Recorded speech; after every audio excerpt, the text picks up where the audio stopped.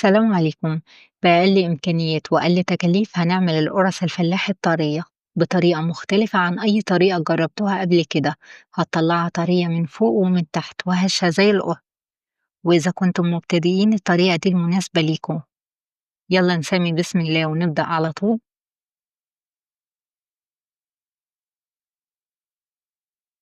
هحتاج تلتين كوباية سكر ومعلقتين كبار خميرة وكوباية مية دافية. بقلبهم مع بعض. الأكواب والمعلقة اللي أنا استخدمتهم الأكواب والمعالق الموجودة في أي بيت. بقلبهم كويس وأشيلهم على جنب. معايا كيلو دقيق بحط عليه رشة ملح صغيرة وتلتين كوباية زيت.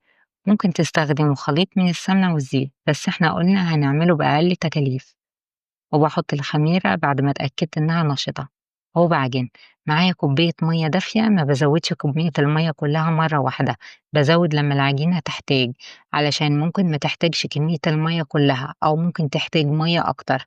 ده بيرجع لنوع الدقيق فخلي بالكم. وادوها وقتها في العجن لحد ما تطلع معاكم ناعمة.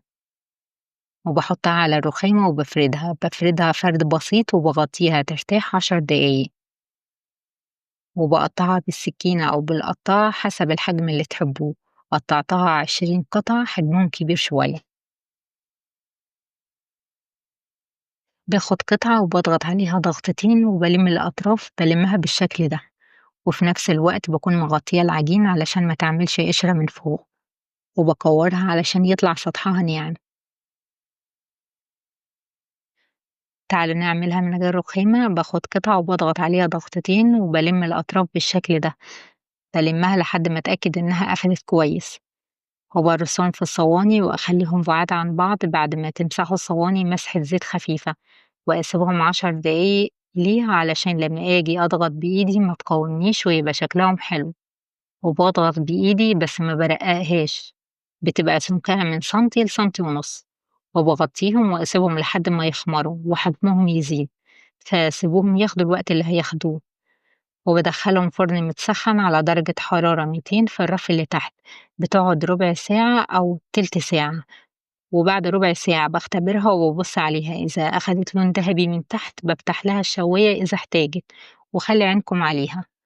وأول ما تطلع من الفرن بسيبهم يبردوا وبعدين بغطيهم. شايفين هشاشتها بتتكلم يا جماعة، ده غير لونها وقوامها. وغير كده باضغط عليها بترجع تاني وما هبطتش من بعد ما بردت. وبالهنا والشفا لكل اللي هيجربها بالطريقة دي. وإذا حبيتم الفيديو بتاع النهاردة بتمنى تشتركوا في قناتي وتعملوا لايك للفيديو. أشوفكم على خير في فيديو جديد. وباي باي.